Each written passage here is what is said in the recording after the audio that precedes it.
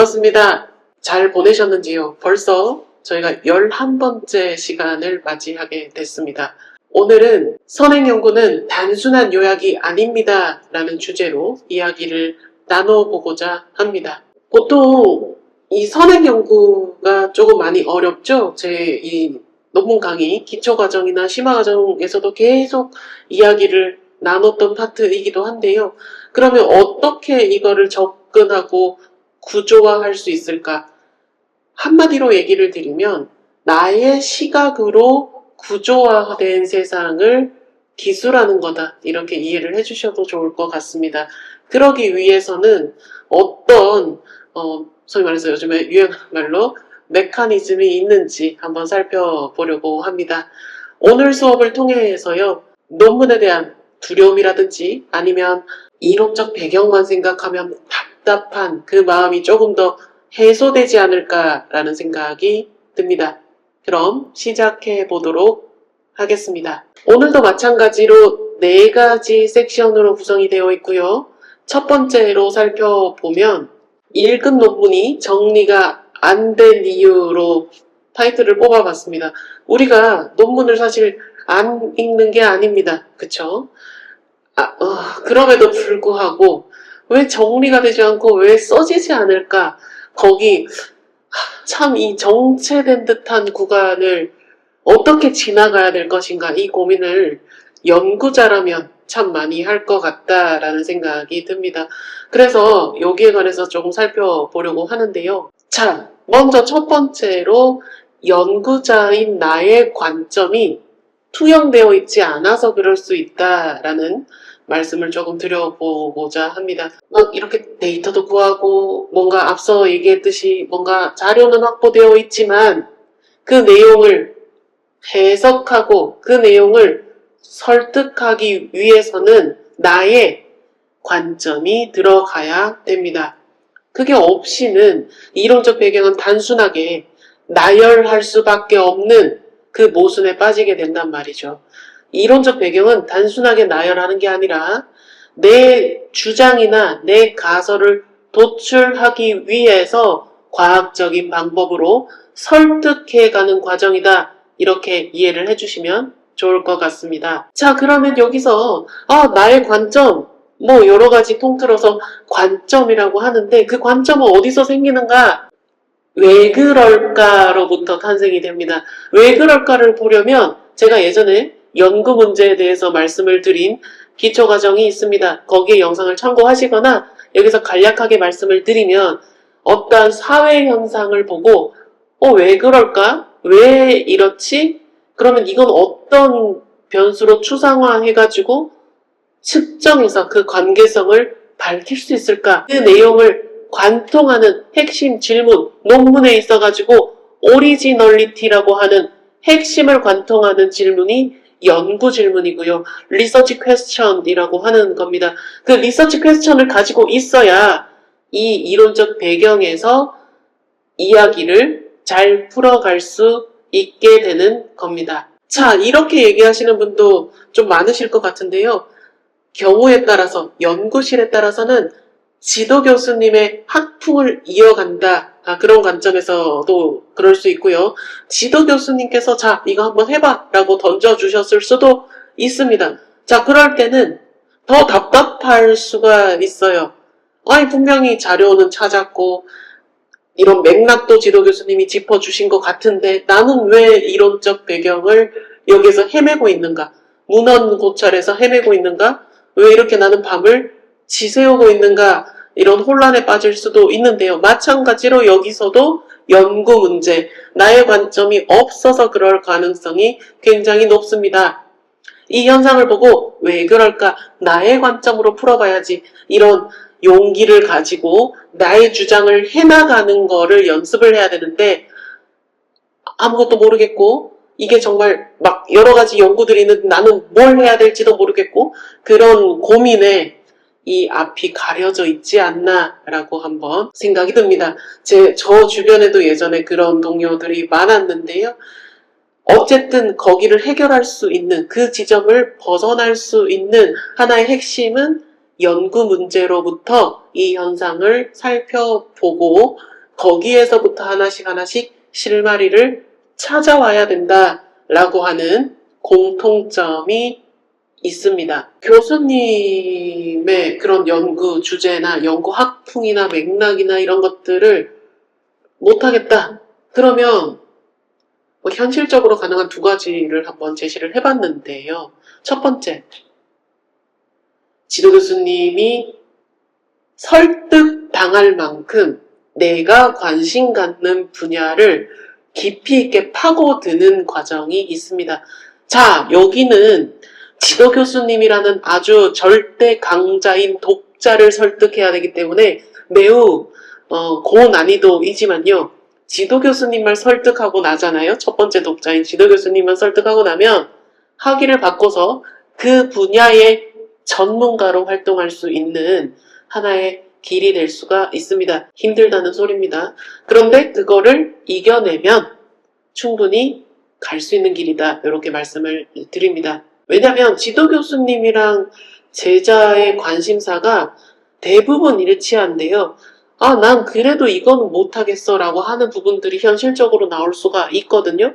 그러면 지도 교수님의 그런 가르침과 학풍은 이어봤지만 내가 보고자 하는 현상에 대해서 전체적으로 설득하는 것이 정말 큰 나의 자산이 될 수 있다. 이렇게 경험적인 이야기도 덧붙여서 설명을 드렸습니다. 아니면 지도 교수님과의 맥을 같이 하기 위해서는 지도 교수님의 논문 이런 내용들을 참조를 해서 지도 교수님은 이런 곳에서 Y 퀘스천을 발견하셨구나. 그러면 나는 어떻게 이거를 사회현상을 볼 수 있을까? 이 분야 안에서 나의 관점대로 어떻게 가져갈 수 있을까를 고민해 보시는 겁니다. 그러다 보면 이렇게 해결할 수 있겠구나. 이런 현상에서 이런 것들이 나는 흥미롭구나. 여기서 흥미라는 거는 우리가 무슨 엔터테인먼트 채널을 보는 그런 재미를 얘기하는 게 아니고요. 연구 자체가 이 몰입이 돼서 시간 가는 줄 모르는 그런 거에 더 가깝다라고 보면 됩니다. 보통은 연구자들께서 흥미롭군요, 재미있군요 하는데 처음에 이제 우리가 이 업계에 들어오게 되면 뭐가 재밌다는 거야? 근데 거기서 얘기하는 그 흥미가 이런 흥미다. 이렇게 이해해 주시면 좋을 것 같습니다. 읽었던 논문이 많이 기록이 돼. 보통은 엑셀 시트 이런 데나 정리를 하시잖아요. 요즘에 뭐 자동화 툴도 있습니다만 이렇게 정리를 잘 해주는 것에서 그치면 안 됩니다. 그거는 그냥 정리일 뿐이고요. 내가 나중에 찾기 쉽게 요약한 거라고 보시면 됩니다. 실질적으로 많이 읽었다라는 거는 이제 내 관점으로 구조화하기 시작하는 지점에 섰다. 이렇게 이해해 주시는 것이 훨씬 나을 수 있습니다. 왜냐하면 논문에서는요, 내 말로 풀어내는 게 가장 선행이 돼야 되기 때문입니다. 나의 주장과 나의 시선이 없는 나의 논문은 있을 수가 없습니다.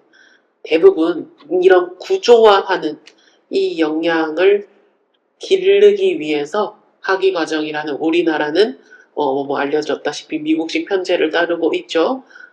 코스웍이라는 과정이 있고 그 코스웍에서 이런 것들을 배웁니다. 우리가 왜 매주 각 과목마다 교수님들이 보통은 제가 겸임교수로서 역할할 때는 그런 커리큘럼을 짜지는 않았습니다만 전통적으로 일반 대학원 기준으로 커리큘럼을 보면 한 챕터에 논문 한 3, 4개씩 있고 그거를 강독하거나 그거를 요약하는 과제를 많이 낼 겁니다. 그러면 학생들은 이거 왜 요약해야 되지? 뭐지? 이렇게 하는데 거기에 있는 참 뜻은요. 이런 저자들의 전개 방식을 보고 혼자서 연구를 구조화할 수 있는 역량을 길러라. 거기에 걸맞는 샘플을 교수님들께서 실라버스에 구성을 해주시는 겁니다. 그걸 알고 실라버스를 한번 보십시오. 그러면 이게 막 괴롭고 막 미칠 거, 안 그래도 한글도 힘든데 영어 너무 이런 소리 안 나옵니다. 이 전체 맥락을 알고 실라버스를 보게 되면 아, 이런 데서 구조를 짜라고 하는구나. 이렇게 이해하시게 될 겁니다. 네, 그렇다면 논문은 어떻게 봐야 되나? 네, 기존의 논문들 말이죠. 기존의 논문들 어떻게 봐야 되나에 관해서 잠깐 말씀을 드리도록 하겠습니다. 네, 어떤 연구를 볼 때 나의 지식 배틀을 하는 게 아닙니다. 지식 막 이렇게 보다 보면 맥락이 보이긴 하거든요.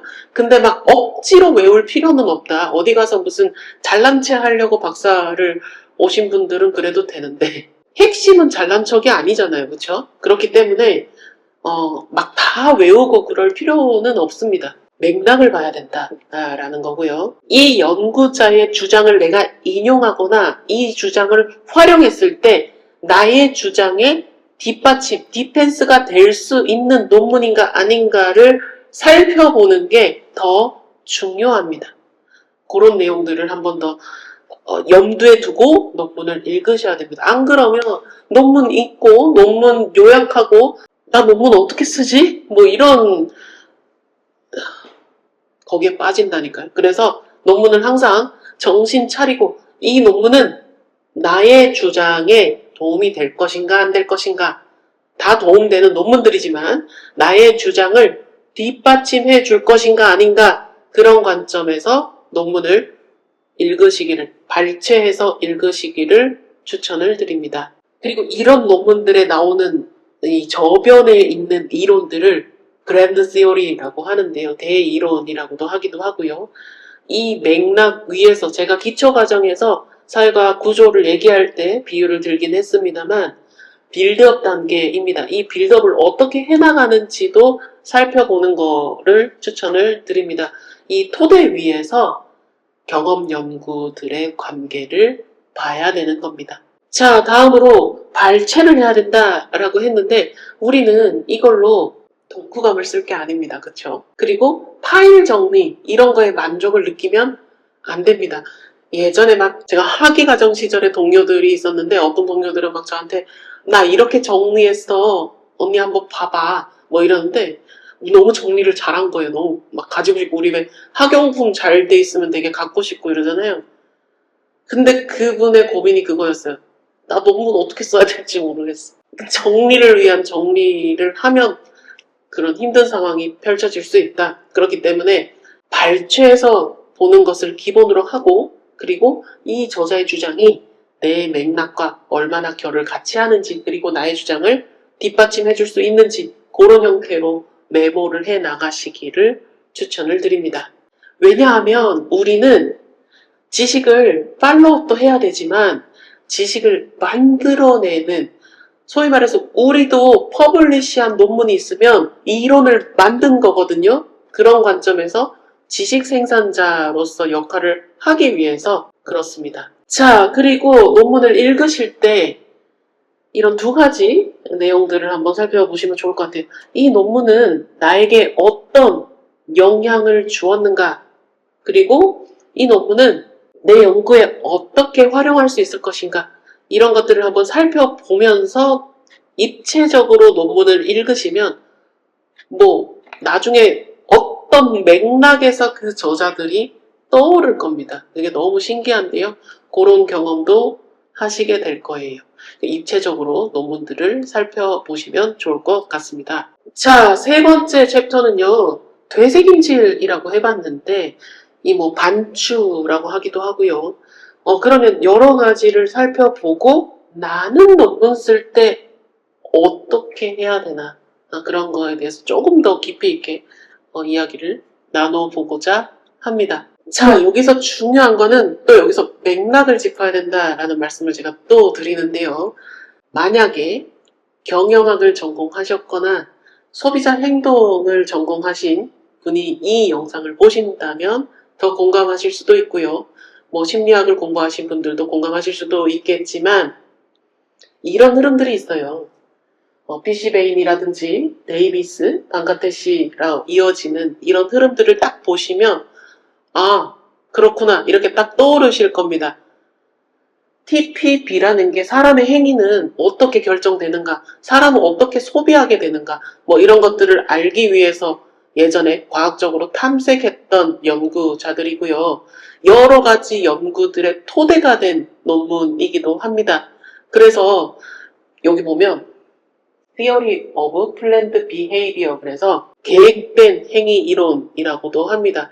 자, 여기에서 영감을 받아서 데이비스는 PC가 보급될 때 사람들이 컴퓨터를 어떻게 수용을 할 것인가, 새로운 기술들을 어떻게 수용할 것인가 해서 테크놀로지 억셉턴스 모델이라고 하는 10을 주장을 하게 됩니다. 다 주장들이에요.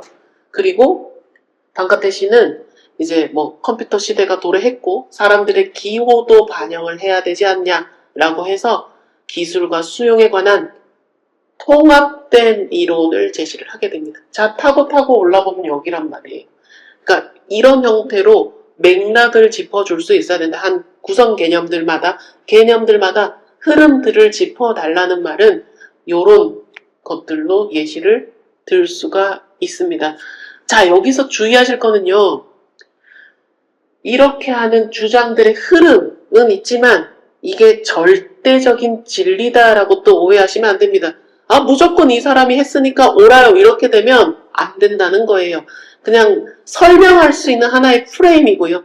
하나의 주장인데 여러 연구자들의 동의를 엄청나게 많이 받은 거예요. 그렇기 때문에 만능치 특기로 오해하면 안 된다. 그냥 이 저자의 주장일 뿐이지만 내 연구에 도움이 된다면 많은 연구자들의 합의, 컨센서스가 이루어져 있다면 충분히 내 연구로 가져가서 방어할 수 있는, 내 논리를 강화할 수 있는 것으로도 활용할 수 있다라는 겁니다.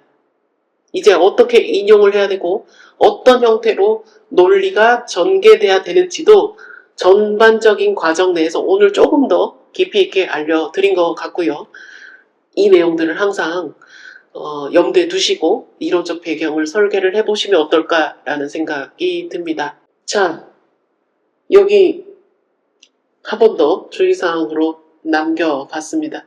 이렇게 하게 됐을 때 이제 선생님들께서는 좀 논문에 대해서 어느 정도 시야가 좀 트이지 않았을까라는 생각도 듭니다. 이론적 배경이 단순하게 누구는 뭘 연구했고요, 누구는 뭘 연구했고요 이렇게 쓰는 게 아니라요. 이제는 그게 아니라는 걸 아시겠죠? 어떻게 구조화를 해나갈 것인가가 핵심이기 때문에 그 내용들을 한 번 더 살펴보시면 좋을 것 같다라는 생각이 듭니다. 자, 마지막으로 기대 효과입니다. 자, 오늘 강의를 통해서 선생님들은 이론적 배경에서 큰 흐름을 아마 설계해 보시고 구성해 보실 수 있게 되실 거라고 판단이 됩니다. 두 번째, 그 과정에서 단락목차, 지난 시간에 말씀드리기도 했던 단락목차를 쓸 때 들어가야 될 말과 빼야 될 말을 자체적으로 구분할 수 있게 됩니다. 예전에는 막 어떤 논문들이라고 다 봐도 다 때려놓고 보자 이런 식이었다면, 비유를 하자면 이제는 요거는 안 맞네, 요거는 맞네, 요거는 해도 되겠다, 뭐 이런 식으로 볼 수 있는 힘이 생겼다, 이렇게 봐주셔도 좋을 것 같습니다. 세 번째, 그렇게 됨으로써 이론적 배경을 보다 입체적으로, 체계적으로 구성을 하실 수가 있다라는 거고요. 네 번째는 우리가 내 주장을 과학적으로 설득하는 게 논문이라고 했습니다. 그 과정에 조금 더 가까이 가게 됐다, 이렇게 이해해 주셔도 좋을 것 같습니다.